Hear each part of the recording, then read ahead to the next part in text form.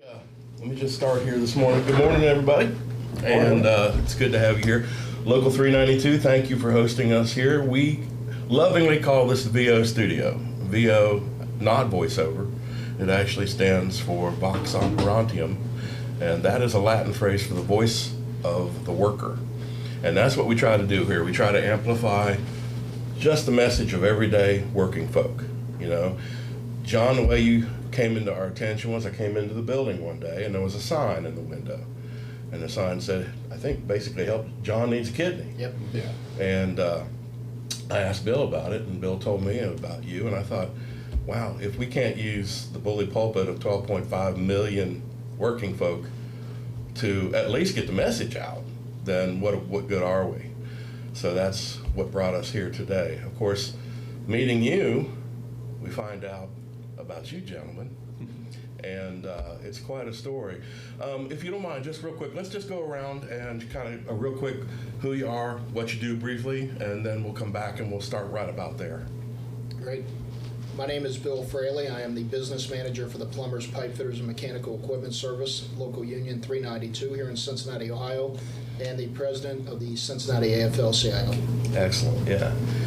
Hi, I'm Kevin Reynolds. I'm marketing manager for Cincinnati Public Radio, and I am a kidney recipient. Yeah, absolutely. John Skirvin, plumber at Local 392. Also on the kidney transplant list. Yep. It's Kevin Skirvin, John's brother. I drive a delivery truck for a local distributing company, and I'm also a kidney transplant recipient, and things are going well. Yeah. And Jason Skirvin, the middle brother, and I work in the financial services industry, and I'm a transplant recipient within the last 8 months, and making a speedy recovery and feeling well. I'm Sharon Ryelman, and I'm the recipient coordinator for John, and also the waitlist coordinator as well for Christ Hospital. My name's Trisha Monson. I'm a kidney donor coordinator at Christ Hospital. And I'm Brian Griffin. I have the pleasure of working with Mr. Fraley here at the Cincinnati AFL-CIO. And John, I think, if you don't mind, I want to come back to you real quick. Obviously, John, Kevin, Jason, when I heard your story, I was, very much moved to try to do something. But when you told me about your family, it was like, oh my God, this is certainly something that we should step up and, go the extra mile to try to get this message out. So if you gentlemen don't mind, tell me a little bit, when did you know this situation? How did you come to know this situation, each of you? Well, our dad, before he passed away, he was diagnosed with the polycystic kidney disease. He eventually lost his battle with cancer. So I guess at that time, the polycystic wasn't really focused on. And then me personally, I wasn't diagnosed until with the polycystic in my late 20s, maybe 28, 29 years of age. I had already known that my brother Jason had it from an accident playing football at Georgetown, roughly 21 years old. Yeah, it was 1999. I got hurt in a college football game and broke 3 ribs and lacerated my kidney. And they found out at that point through some scanning that I had polycystic kidney disease. Wow. Do you think there's a possibility that finding it at that point might have helped save your life? It certainly started the treatment. I was always in really good physical condition. Obviously, growing up being an athlete and playing in college, but I always had high blood pressure when I went in for physicals. And they, always thought, well, he must be nervous about getting a physical. But it turns out, it's.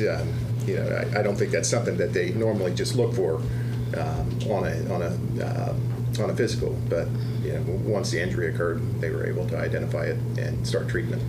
Kevin, how did you come to know, or was it just next in line? It was kind of next in line, but it was also, like you said, with the high blood pressure.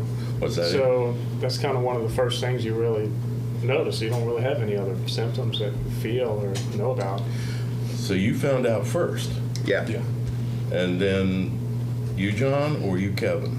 No, I found out next. I had actually hurt my back and went to have I believe it was an MRI done, and then they called me. The doctors called me 3 days later, and said your back's fine, but we do see cysts on your kidneys. But I had, in the back of my mind, I had already thought that that my dad had it. One of my younger brothers has polycystic, so it's more, that I probably have it as well. So it was a kind of a shock, but not really.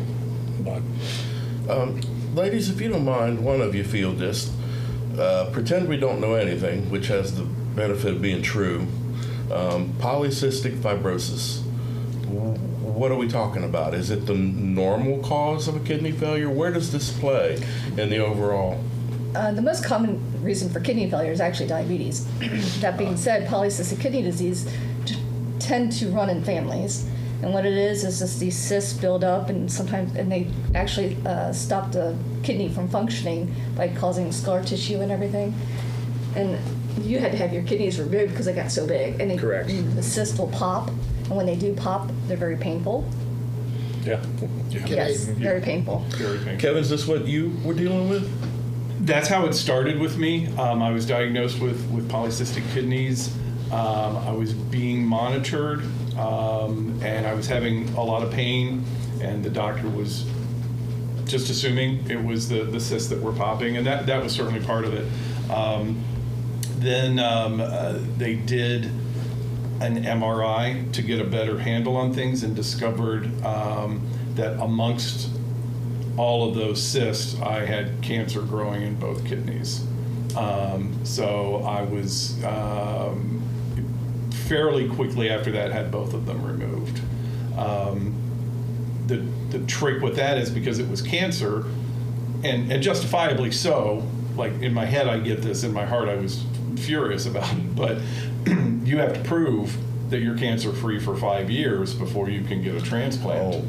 So I lived without kidneys on dialysis for 5 years to prove I was getting screened every 6 months. There was no reoccurrence. So finally, at the end of 5 years, I was able to get a transplant. Now, Kevin, you and I, we ran together pretty much literally every day. Yes. In and around 80, 81, 82. Yep. And I don't remember any of this. When did this? This didn't come till much later. So while I was in college, my dad had chronic kidney stones, and back then they didn't have all of the technology that they have now. So at one point he had to go to, to Boston, to a hospital where they basically cut open his kidney and suctioned out the stones. And his urologist pulled me aside at one point, and said, these run in families, so get ready for it. So when I first had a problem, which was, I was about 38, 39, I just assumed it was kidney stones. So I went to a doctor about it, and that's when they discovered the cysts were growing. And that's when all the fun began. So would they even put you on the transplant list until you were 5 years No. clear of cancer? You weren't on the list at all So until you weren't on the list or anything.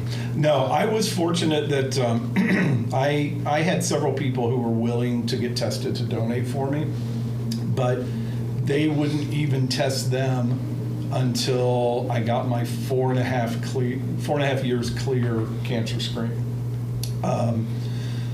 We tried, we asked, at like 3 years, everything had been going great. So my doctor said, can we start? And they went, no, because I had so much cancer that had built up that they were not going to cut me a break.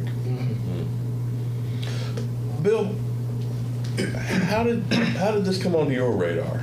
How did 392 get involved? We got involved because John is a member of ours. He's a plumber journeyman, works for multiple of our contractors, and just through word of mouth more than anything, you've met John a little bit and his brothers, and they're not the kind of guys that go That's out what I was thinking, and throw personal information out like that and look for any kind of attention or sympathy or anything. So he was having discussions with some of our other plumbers and on the job sites, and eventually it worked its way back to the Union Hall where we heard about it. And Jim Hairball Harris, who is one of our business agents, plumber business agent, grabbed a hold of it and said, hey, John's got this going on. Is there anything we can do to help? So we sat down and we brainstormed. We thought, you know what, if we can't use the resources that we have available to us to help our members in a time of need, a time of need when you know that it is truly a situation where they need the help, then what good are we as an organization and primarily as human beings? To me, that's what I was raised to believe and how I feel in my heart.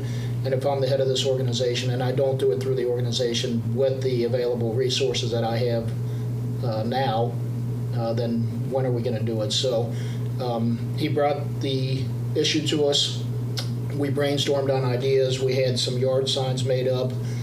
We got them out. We put the word out to our membership and to the community at large through the AFL-CIO. Anybody that wanted a yard sign, we had people driving them out and putting them in their yards, getting the word out. We talked to some of the reporters at some of the local TV stations in hopes that as we move along through this, there's a chance to get the word out even further, utilizing them. So we consider ourselves as maybe the communications part of this because we have the ability and we're going to put it out there as loudly and as often as we can so that people like me, I was never aware of any of this and how this whole transplant program worked. I happened to be driving through Indianapolis, and believe it or not, there was a semi truck, like a dirt semi. The guy had a tarp on it, and on the tarp it said, Sharon needs a kidney, please call this phone number. And it was an 800 number. I called it while I was driving through Indianapolis because it hit me that hard. And I said, what do I have to do? Well, unbeknownst to me, I was going to have to go back to Indianapolis to do the testing and everything else. And same thing with John, I called, but unfortunately I've got cancer that I'm dealing with, so it knocks me out of the list. But if we can get the word out to people that don't know or maybe have never known anybody that's had a transplant possibility, if they'll get tested, I think a lot of the fear out there is not just as a donor, how do I live if I give up one of my kidneys and my other one happens to go bad at a later date, but the fear of the unknown, not knowing what the procedure is, the pain that's involved, the recovery time, the way it's going to affect you and your family personally, much less the recipient. So we decided, if we're going to do this, let's do this big and let's get the word out there. And just from me to you, just know we're behind you 100% going forward, whatever it takes. If we have the availability here at Local 392, we're going to do everything we can do to help you out. So, Thank you. Yep. Mm-hmm. So that's probably a good segue to the reason we got you here today. It wasn't just the donuts. How big is this? What are we talking about? This whole, first of all, let's just start with, look at this right here. We got 4 gentlemen who are all in the process of needing a kidney. Now, that's just a kidney. I got a brother that works for 3M, and he brags about how many different parts they can replace. So kidneys alone, what does that represent as far as the need? Well, nationally, there's about almost 118,000 in the United States that right now currently need a kidney. Yes. Yeah. Wow. And that number rarely changes dramatically. Right. It may go down to 110. It'll go up to 120 because as people come off the list, we got more and more going on the list. Yeah, so just last year in 2020, 36,000 people were added to the kidney list, just the kidneys. Now, there's, of course, the ability to do live donating. Yes. But now, isn't it also a thing where once I, am called home and don't need them anymore, that you can still use them? Yes. Yeah, absolutely. Doesn't that seem like an easy way to go about this? I mean, for a moment, let me just ask the obvious. Once I pass on to my great reward, which I hope I do, I think I've lived it, why wouldn't I do that? So what do you see with that kind of thing? How do you guys see that in the market of ideas? What goes on with that? What do you all do to make people aware of that? That one, you can, and two, you should. How does that work? think it's just a lot of education to the community. So, a survey was done and 90% of adults said, oh yeah, they support, organ donation, but only 60% are registered as donors. So I think it's just partnering with Life Center, and just getting the word out there. I think there's a lot of misconceptions about organ donation. What are some of the misconceptions? I'm curious. There are. So I'm a volunteer for Life Center. So I will, in a normal year when we're allowed to go out, I'll work information tables at fairs and festivals and all of that. And the stories I've heard, and it's so frustrating because even if you sign up, when you get your driver's license, that's the easiest, best way to do it. You say you're going to be a donor, it's on your license, you're into the register. That's when I did it. Yep. So one of the things that we ask folks is, are you a registered donor? And if they say no, we just try to find out why. And I've heard everything from, you wouldn't want my organs, to which my response always is, I lived 5 years on a machine because I had no kidneys at all. Believe me, don't assume that. A lot of them proclaim that their religion doesn't allow it. I hear that. It's now factual that all major religions in the world consider this the final act of love, and that you should be an organ donor. The other part of the equation is that even if you are registered as an organ donor, there are a lot of things that have to go right, as they know, before that transplant will ever happen. They're just not going to take it because you've offered it. There has to be matches of a bazillion types, and whether that's living or a deceased donor. But what we try to get across to people is you're not going to need them. And we're not just talking major organs here. I mean, we are talking, hearts and lungs and kidneys, but corneas, skin, bone for fire victims, things like that, that whether you've had cancer or not, or whether you've lived a healthy life or not, can still be used. Leave that up to the medical experts. Don't just assume because you might have partied in college or whatever that you're now discounted. And we did. And we did. Yes. I think a lot of those responses come out of some combination of fear and ignorance. And that's what we're constantly battling, and that's why Life Center exists to try to explain and educate. That's why we've been fortunate in the Cincinnati area. 2 of our TV news anchors have been altruistic kidney donors, which is like Really? Who? Yeah. Lisa Cooney, who has retired, and Tanya O'Rourke. Wow. And when they do that, I mean, you can't buy that kind of awareness and education because they'll take you through the whole process, which it's a staggering process for both the patient and the donor.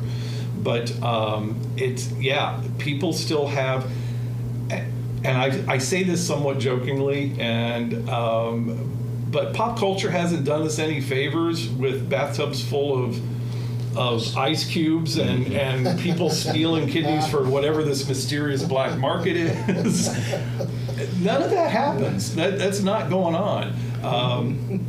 And we can talk about living donors later, but everybody, you can survive it. It's okay. So there's still, even though this is not new, they've been doing transplants for a long time, there is still a lot of misconceptions and fear and ignorance about it. Well, question, trying to get a time frame here. Just learned you had a mandatory 5-year stand down before you were even allowed to get listed. Right. Jason, from the time you found out to the time you were actually received the call, how long? Well, that's, I'm trying to think here. I knew, my over the last 20 years, my kidney function has progressively gotten worse. And, meeting with my team of doctors, it got to the point where I had 6 or 7 hospital stays last year, starting in January. And, the kidneys I had became problematic to the point where the best option of treatment was to remove them. And then at that point, continue on dialysis until everything lined up to receive a transplant. And I actually knew the donor, so we were able to coordinate that on the timeline, and that timeline moved because of some of the other. So somebody stepped up. Yes. And gave you a kidney. That's correct. And you knew that person. Yes. Was this a friend? It was a relative of my wife's. Wow. And it just so happened that it lined up. Sorry. Go ahead. Yes. At what point in that process, when do you put them on the transplant list? What does their kidney function have to be to Well, actually hit the list? To actually be on the list and to get time, as it's called time on the list, Yeah. your GFR has to be under 20, or 20 or under, I should say. And So that's the it's kidney to help function. That's me the with kidney that. function, yes. Yeah. I'm sorry. Okay. Yes. There you go. I'm sorry. Yeah, we use all these buzzwords and acronyms. Yeah. Kevin, that's the actual how long were you on the list? Not long. Really? I got really lucky. And it was not a friend that stepped It up. was a friend. It was a friend It that was, stepped up. at least I've known this girl for 21 years, probably. The wife of one of my lifelong friends from childhood. Wow. God bless him. To me, that's the most incredible thing is Yeah. how you hear these stories and how people that you've known your whole life are actually that close to being a match and actually match up with you when it takes all of these things that have to go right medically and just the whole blood work and everything, and then it ends Yeah. up being somebody that you know that Yeah. well. So and then What does it take to get a match? I'm sorry, I No. gotta ask a question. yeah. Yeah. What does it take to get a match? If I want to see if I'm a match for John, for example, what do I go through? And how do they make Buddy, that work? that's George. Sure. Go ahead. Yeah, so, basically that person would just need to reach out to a coordinator. So like it's my number that's on the signs. So, that's kind of the first step is just voicing that that's something that you're interested in. Then there's some paperwork, just a brief medical screening to make sure there's nothing glaring that would absolutely rule somebody out from moving forward. And from there, it's a blood test to see if you're a match. Now, there's more after that, but it's just a blood draw. Primarily your blood type? So, blood type is the first step. But even with that, I always tell people don't get so hung up on blood type. The most important thing is that we have a nice, healthy, willing volunteer. So, yes, you do have to be a compatible blood type to be able to directly donate to someone. Then we also look at what we call HLA typing, protein markers on the blood cells, kind of what makes you you. And then last but not least, we look at a cross match. So making sure that the person that we're giving it to doesn't have any antibodies or fighter cells, so to speak, against that donor's protein markers. So there's a lot of things that have to line up. But going back to the blood type thing, I think sometimes, again, people rule themselves out versus letting us, because there's also, let's say somebody's perfectly healthy, but they don't match the person they want to directly give to. We have an exchange program. And I mean, there's just all sort of options out there. You can go in as a pair, so you're linked and your surgeries typically happen the same day still. You can advance donate. So donate on your timeline whenever you're ready, and then he would get a voucher, basically to redeem after, that person donates. So, my biggest thing is, don't rule yourself out. Just call if you're interested. And there's never any obligation. It's confidential. I think that's another fear people have is, once I start, I can't stop. And that's not true. Well, there are some blood types that you just would not work, right? Yeah. Now, I'm A positive. Is that something that gets me past the gate? John, what's your blood type? I don't remember. We might have I believe it's a A+. I think you're Yeah, A, I'm yeah. A I think you're A. All right, so basically- I passed that. Right, he can have an A or an O. So the O is the universal donor, but Okay. an O can only have an O. So he can actually have an A or an O. Wow. But again, we also had the National Kidney Registry that if, say somebody steps forward and they're cross-match positive or they're a B, you guys can go into the National Kidney Registry as well. And that we utilize that a lot for people to get living donor So transplants. does John have any candidates on deck, so to speak, at this point? We're still looking. Okay. Still looking. A question. Jason had someone they knew step up. Kevin had someone they knew stepped up. If I'm remembering correctly, yours was not. Yeah, no, I did have someone. So you knew her. Yeah, I actually, so before I went and had my first kidney removed, I threw a party, which is what you do, right? I don't know what I'm going to drink Makes again. sense to me. I knew I had cancer, so you start thinking Yeah. those things. So throw this party, and a friend of mine. At that point, we've been friends for probably 8-10 years. Had a couple of beverages and came up and said, "Tell me again what's going to happen." So I explained the whole process of, because I was going to Nashville for the first kidney because they were going to try to salvage some of it. That didn't happen. So then the second one, I just said, we need to take out because I just don't want cancer in my body. We need to start that 5-year clock. And she said, all right. And I explained it. She goes, okay, I'll be your donor. And I said, I can't even contemplate that right now because I know it's 5 years away. She went to her doctor and said, I need a physical to be a kidney donor. And he goes, you're going to be, she goes, well, not now, like in 5 years. And her doctor was a bit puzzled, but doctor told her that her BMI was off. She had gotten a little heavy and probably wouldn't qualify. So again, having zero knowledge of whether she's a match in any way, she joined Jenny Craig. She lost 104 pounds in 1 year.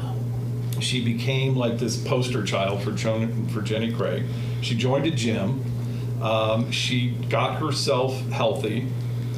She was going on a mission trip for her church. She wouldn't accept the vaccines until she found out how they impacted her kidney, even though that was still 3+ years away. And my biggest fear at that point was she wasn't going to match after all. I mean, she was going to be in better shape. She was going to be healthier. But I had 3 people test for me. 2 of them matched. And Susie was the best match of them. And she called me at work one day and said, guess what we're going to do? Yeah.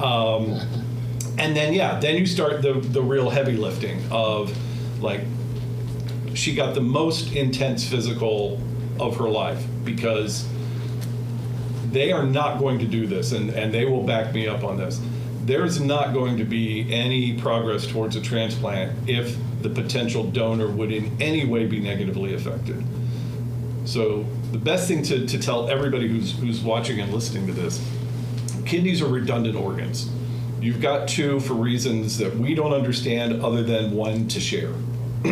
So you live a long, perfect, healthy life with just 1. In the unlikely event, after this massive physical and all of that, you donate a kidney and then you wind up with kidney trouble, you get like the monopoly pass to the top of the list. Mm-hmm. You go. That's awesome.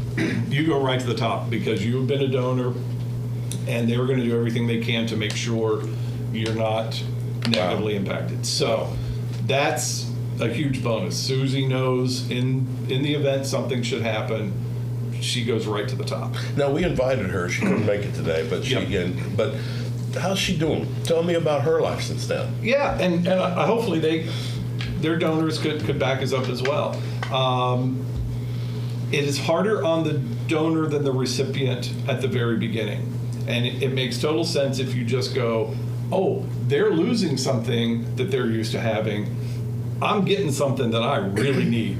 So I felt better immediately. Yeah. I suddenly had an organ I hadn't had for 5 years. Like, my body was yippee-yi-yaying. Like, Yeah. she has to adjust to that. But she was back at work in 2 weeks. They do it predominantly now, I don't know if everybody, but it was arthroscopically.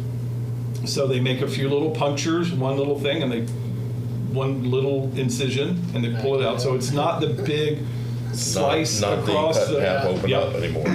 So that speeds up the recovery. Does this sound familiar, gentlemen? Yeah. I had a little different experience personally, but Tell me about yours.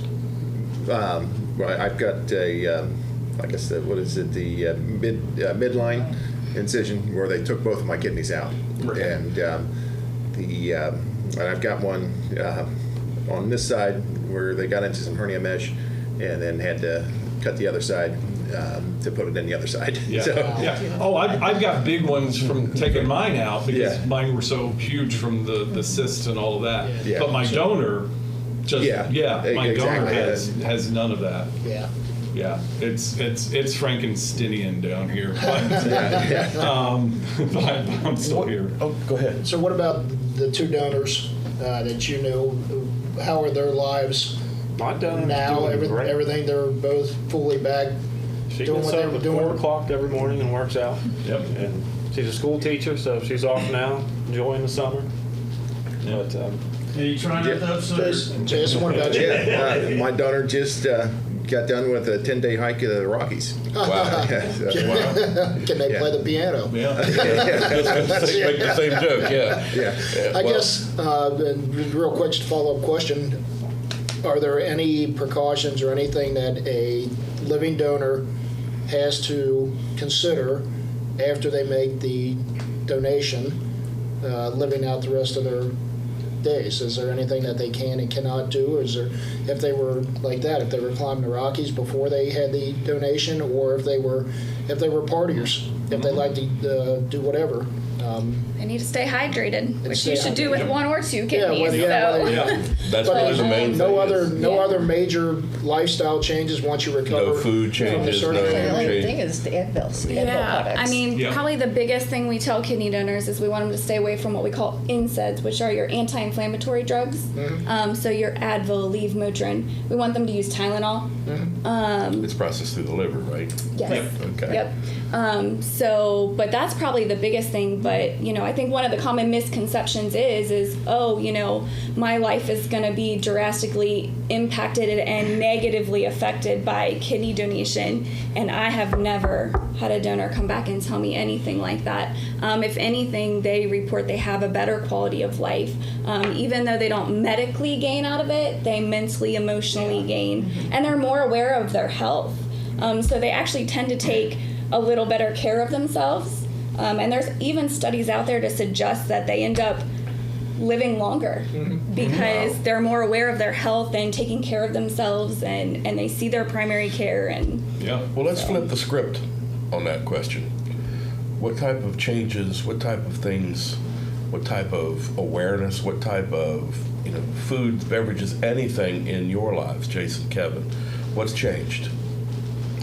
I haven't changed much. I mean, I try to drink, at least a gallon of water a day or something like that, but it's not like I can't drink a beer or something, or I can't, I try to eat healthy, but I don't always. And so far, so good. My blood work's been great. Everything's going good. Jason, say? Yeah, I do, kind of monitor the amount of protein I eat, but and that's and just really drink a lot more water, and just kind of focus on that. To make sure I try to get 3 liters of water every day. But outside of that, it's. It's still pretty normal. I probably eat more fast food than I should. But, Well, I'm going There to are answer pills. that same question. There is medication. yeah. Right. Yeah. I mean, Yeah. the new reality for a transplant patient is you are going to be on medication for the rest of your life.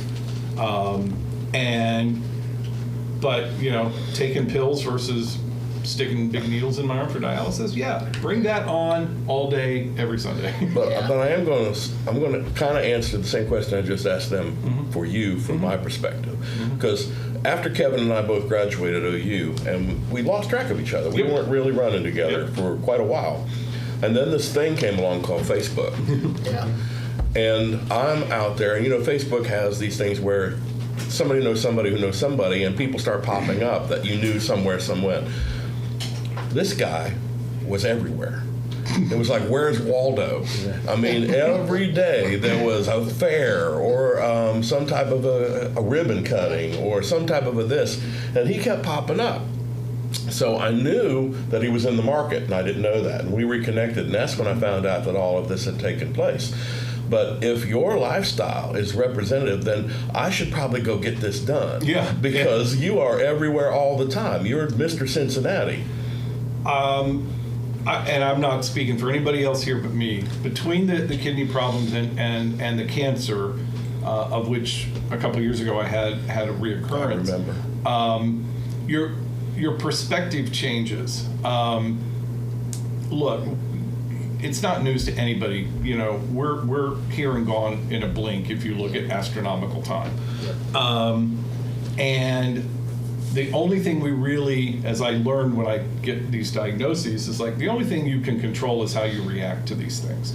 And so in the 5 years I was sans kidneys and I was doing home hemodialysis 5 days a week for 4+ hours at a time. So it was basically a second job. In the middle of that, my marriage fell apart. So I was the last few years doing it by myself. And at that point, you can't really do much of anything. You don't feel that great. You don't have a lot of energy. So when I got the transplant, and I had a weird issue. My incision wasn't healing right, so I was on a wound vac for a few weeks. When that ended, I didn't honestly at that point know what to do with myself, because my entire existence up till then had been based on the machine and staying healthy and getting to the point where I got the transplant. Then I had the transplant. And prior to being sick, I was heavily involved in the community and volunteerism. And truthfully, I went to a counselor and I said, I'm not sure what I'm supposed to do now. And she said, what'd you do before? I said, oh man, I was out at theaters, I'd go to Reds games, I'd go to fairs and festivals and hang out with my friends, and I'd do a lot of volunteering. And you know you'd have a great counselor when she just sat there and stared at me. And I went, oh, I'm supposed to do that again, aren't I? That's the answer to my own question. And that's what I did. And you do. I started volunteering. I've been in the arts community with jobs and things for a long time. I was on boards, I was on committees. And yeah, I had friends who would go like, I'm perfectly healthy and I don't do any of the things that you do. All I know is this came out of nowhere. My reoccurrence came out of nowhere. It's going to come out of nowhere again. And I don't want to look back, and I certainly don't want to look at Susie and say, wow, I really should have done something with the gift you gave me. Yeah. And she, I've told her this, and she's like, that's not why I did it, you know. And I said, no, you're this great little voice to remind me when I'm in the McDonald's drive-thru. I probably shouldn't be. Get the salad. It doesn't mean I pull out, but I maybe don't go the next day. Drives by you. Yeah. You're the one who gave me this second chance to do something, to live my life to the degree that I want to, and which is one of the reasons I have cursed COVID. It's like it took a year of whatever I've got left away from me, and so now we're cranking it back up. But it's a total perspective change on the reality of you've got here and now, and what comes next isn't totally up to you. So, and Susie's been the same way. She is, she has healthy. She feels. Her whole thing was that was her calling. That she had never married. She never had kids. She was kind of in a point, where she was just kind of getting through. And when this happened, she was determined that we became friends for a reason, and this was that reason. And she, she'll join me on Life Center stuff. We'll go out and talk to people about our story for that reason. That this happens to people. This happens to families, and you can impact it in a way that I still don't know that she fully understands, even though It's hard to comprehend you just gave somebody another shot at life. Right. Right. And one of the reasons I started posting all that stuff on Facebook, that was always my signal to Susie. It's like, look, I'm at this. I didn't, call her out all the time. It was just saying, I'm out doing stuff. I'm starting this theater group, and I'm working on this event, and I'm a volunteer coordinator for this gala because somebody asked me to, because I can't say no because I'm afraid Susie will be mad at me. You don't know the power that you have to give somebody back that kind of life. Well, we're all here today with this really incredible story because, John, you have a need. Yes. And you brought that need to your brothers and sisters at 392. Have you heard anything from anyone? Is any of it working at this point? I've had people tell me that they have called, and whether they're telling me the truth or not, I don't know. But, they all come down and say it's just they're not in the best of shape themselves to be able to donate. So Now, sitting here, knowing what they know and knowing their story and hearing Kevin's story, was this a good idea? yes. Why?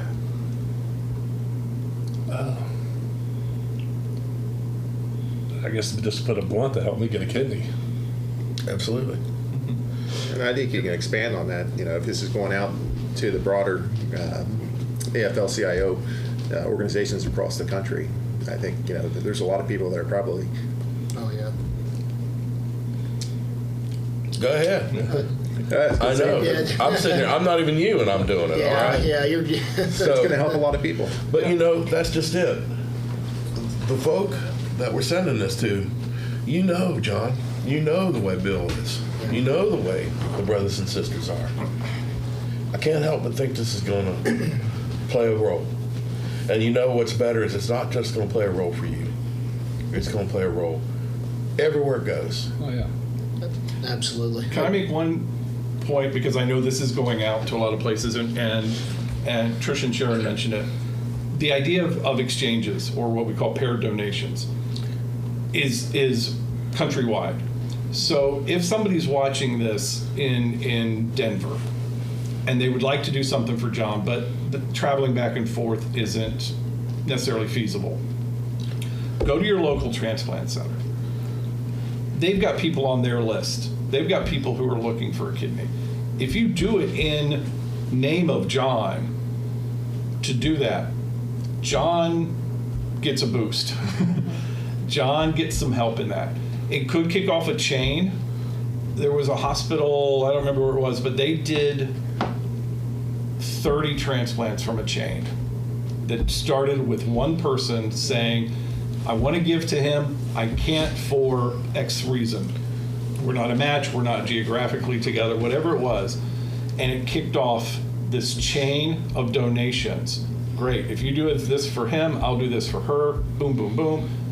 Everybody wins. So don't let your geography stop you. If you've got that instinct, that giving instinct that you want to help somebody, find your transplant hospital, talk to them, and get some things started. There's a person waiting online for a face and a scalp. Yeah. Yep. It's amazing you talk about the bionic man, the things that we can in fact replace that go into, God bless them, the grave every day. Yeah. That just doesn't make sense to me. No. It doesn't make sense to me. The medical field is incredible in what they are doing, the technology and the ability that they're over the next 20 to 50 years to hopefully be able to manufacture human organs and be able to help out. But the key is that right now that is not possible, and they need folks that are willing to step up. And the amazing thing about what we're doing here is we're going to reach potentially 2 million union members throughout the United States and Canada. 350,000 of those are actual part of our organization here with the plumbers and pipe fitters and heating and air conditioning technicians and the sprinkler fitters. If 10% of our membership, 35,000 people, were willing to step up and get tested and possibly get on that national registry to be donors, what would that do for you folks that are transplant coordinators. If we could just get 10% of our membership, not to mention 10% of organized labor across the country, 10% of the population, what does that do for folks like John who so desperately need a kidney transplant and people that are in his shoes? What would that do for them? Oh my, that would really help out a lot and give them a chance at living life again. Yeah. And And you know, that's huge. I'm going to be a little unfair for a second. Listen to this. Hear what we're doing. Here's what's going on.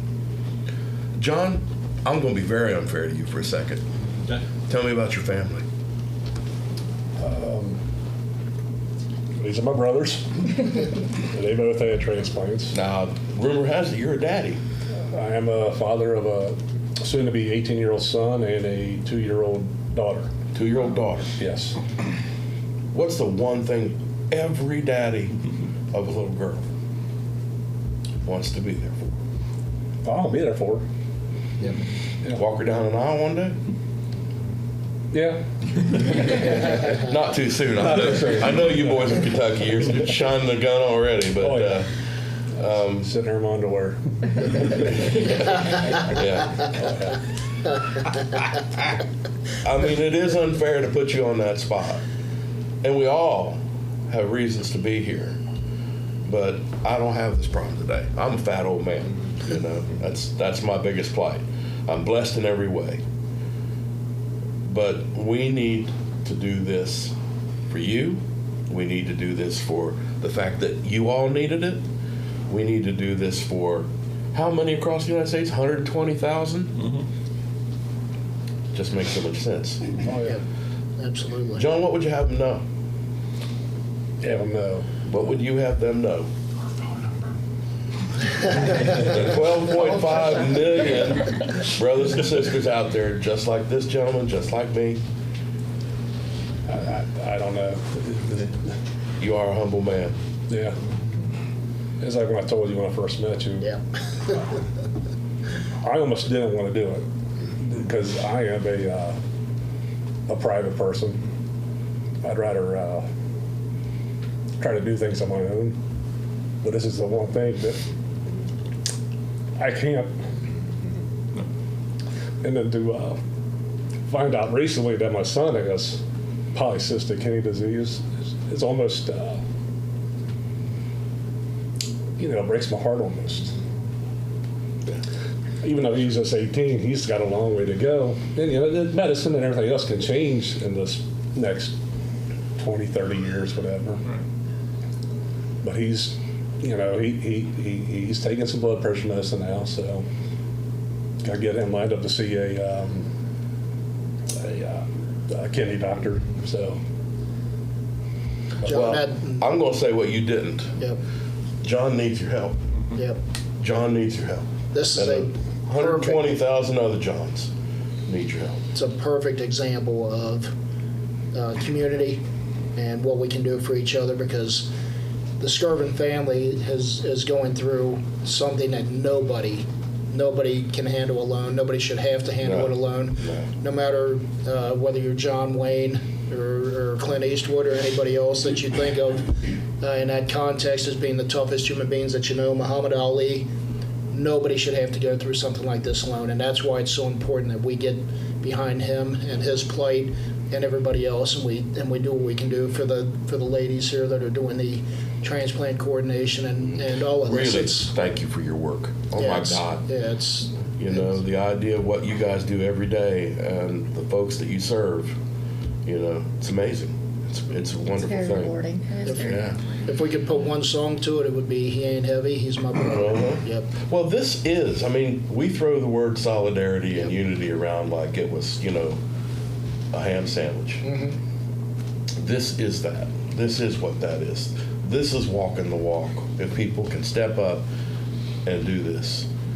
I want to give you two an opportunity to flagrantly repeat the word several times of what's the organization that is where these folks, you said it several times, you've said it a few times, who is the body, the national body that they want to know to go get? And we will put up the information on the video right about this point right now, so you won't see us in a minute. Who should they be looking for? Yeah, so I would say you can always start by contacting me. I work at Christ Hospital in Cincinnati. My direct line is 513-585-1440. And from there, and I'll elaborate kind of on what Kevin mentioned earlier, even if you contact me and you don't live here in Cincinnati or local, I can actually arrange the match testing wherever you're located at, and then we can go from there, whether you're a match or not a match, whatever route we decide to take. If you're healthy and you want to move forward, you can go through a local transplant center, near you and still help Jon. So if I'm sitting in Denver, I can pick this up and I can dial the number you just gave and talk to you here in Cincinnati. Yep. And you can set everything in motion all the way across the country. Yep. Yeah, the transplant coordinators and those who work in the transplant system are they're the kindest. They are the most supportive. The folks I volunteer with are more about getting people registered through the DMV, at the Life Center organization, which there are variations of that everywhere. Their whole mission is getting people to sign up to be donors. It's the transplant centers who work with the living donors. So call Tricia and get it going, and they will be kind and gentle and respectful through the whole process. Follow-up question to the ladies. We've all got busy lives. Everybody's their families. We're busier than ever. Both parents, if both parents are working, kids are playing sports, everything with school and everything else. So everybody has got a very busy schedule that they're dealing with on their own daily basis. What kind of time frame are we talking for somebody that has never called and decided that they wanted to try and be a donor? What kind of time frame is there involved for that person to make that phone call and to get tested? Is it 15 minutes, an hour, a day? What kind of time frame are they looking at? Yeah, honestly, it's all tailored towards that person. So it might be a 5-minute phone call. Some people call and have 100 questions right off the bat. It could be an hour phone call. So, I always say the donor directs us. So I would say, if I had to throw something out, anywhere from, maybe 3 to 6 months, depending on what medical testing we need to get through, because again, our main goal is that the donor is going to be just fine for the rest of their life. So I always joke, everybody thinks they're healthy till they meet me. But, Yep. Our focus, the transplant team's focus for the donor is on them. Yeah. And again, let's say, you have a vacation planned or life, again, it's donor's timeline. So their medical evaluation, their workup is good for a year. So, let's say they go ahead, they move forward and they know, okay, I'm approved, I can do this. We could wait 6 months and then do surgery, or again, we tailor it towards that person's schedule, that person's life. It's a great thing that they're doing. So, whatever we can do to accommodate their needs, we will absolutely attempt to do. So I have to tell this story on Susie when you're talking about the donor controls it. We got the okay, we passed all of our tests. We were scheduled for May of 2012.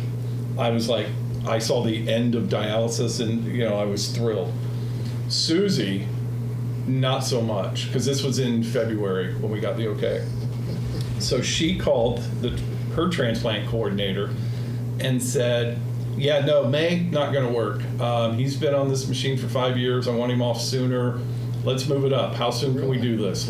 And they moved it a month and a half earlier into April, which was as soon as they could get anybody scheduled. They listened to the donor. It was like, They're the ones donating this gift of life, so we do let them decide. yeah. And I was like, you did what? Some quick thank yous and a little bit of a wrap up here, because I know everybody's got things they got to do today, and it's a Saturday, which we all know is a holy day just by its very nature. I want to thank Kevin.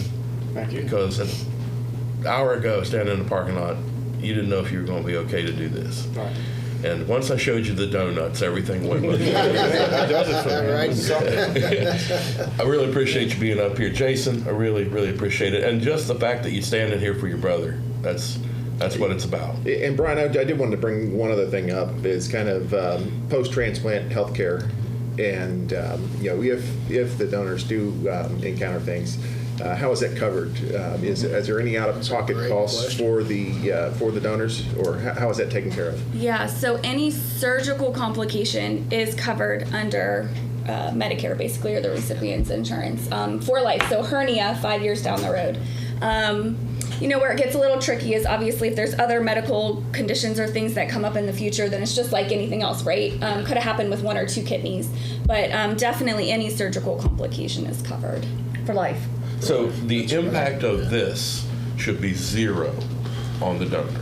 We expect the donor to go back to their normal, healthy life. Without just as a they were loss of before. money or anything as a result of it. Financial or otherwise? Yep. That's great. And that's one thing, again, the team evaluates for. So again, not just making sure you're physically healthy enough, but mentally, financially, we look at all of that. Because again, they're giving such a gift, something they don't medically need to do. Right. So we want to make sure the whole picture, it's all taken care of, not just, one piece of it.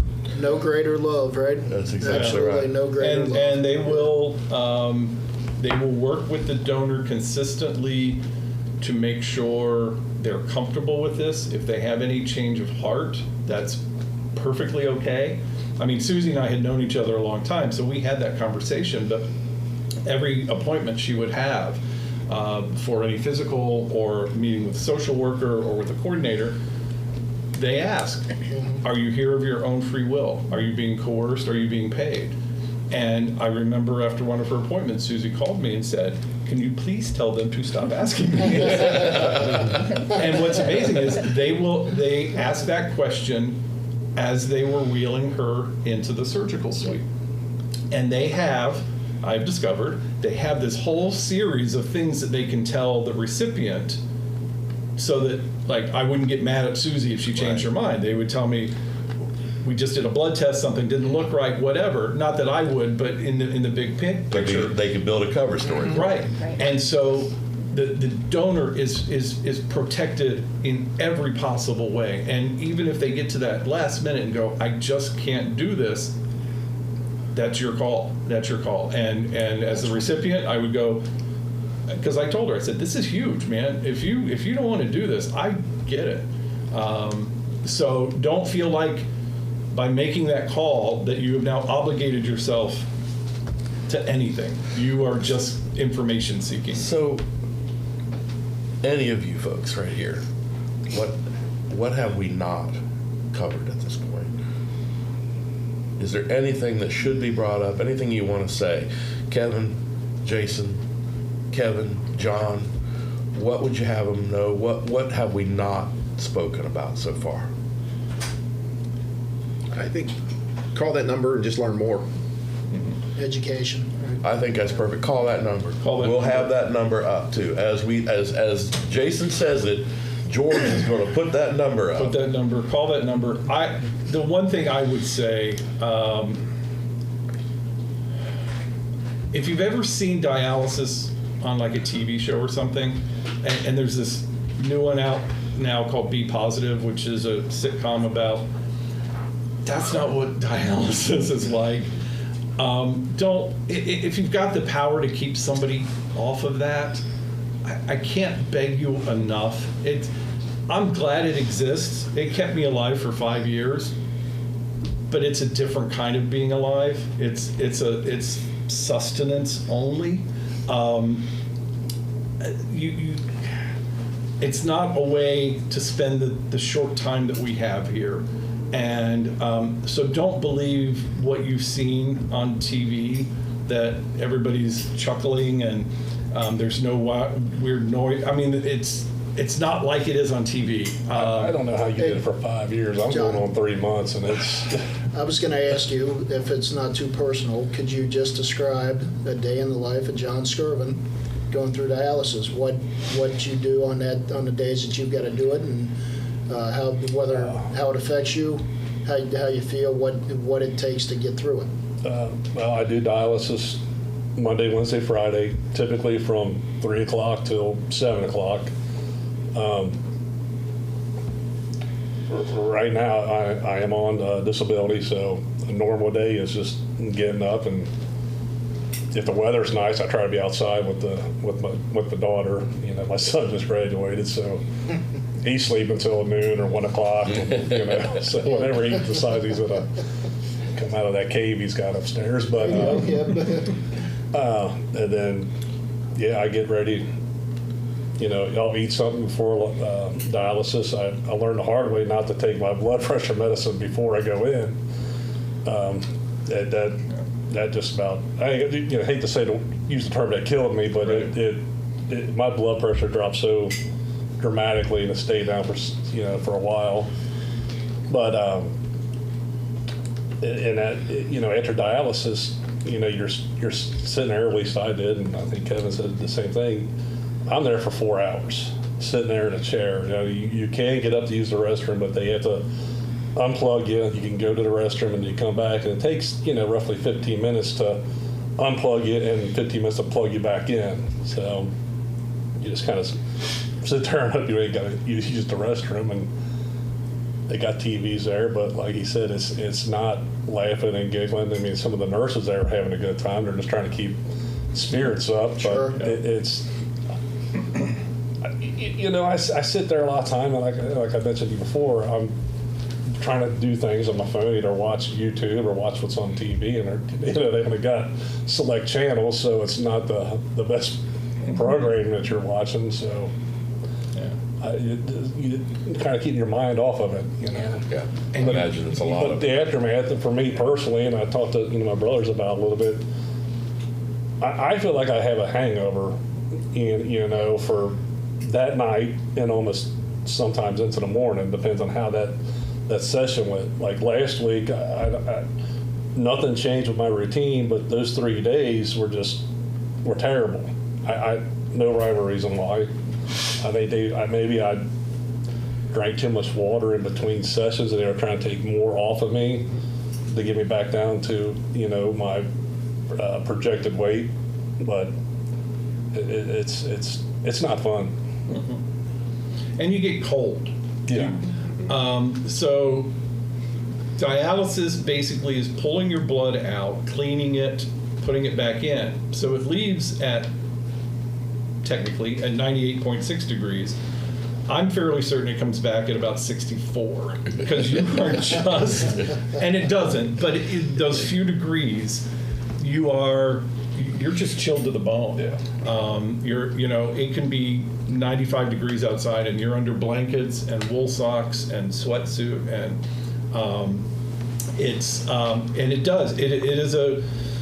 it wears you out. The body is not built to function that way. That's why we have kidneys. They do all of that work. So he's going 3 days a week for 4 hours at a time. That means that toxins and fluids are building up in his system from the time he's done until the next time he goes. Whereas when you have a kidney, it's filtering and functioning 24/7. So picture that sort of visual of from 7 p.m. Monday night until 3 p.m. or 3:30 by the time you get started on Wednesday afternoon.